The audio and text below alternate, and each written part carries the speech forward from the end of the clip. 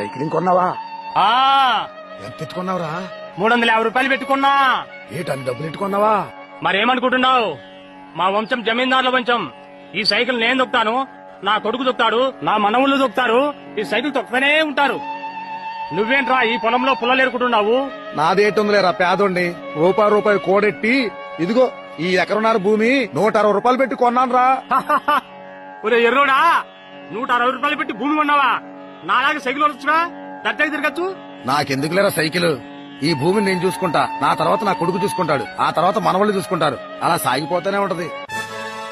Hello, తొందర 1.5 పంపించు. ఏంట్రా కోటి గురించి మాట్లాడుతున్నావు?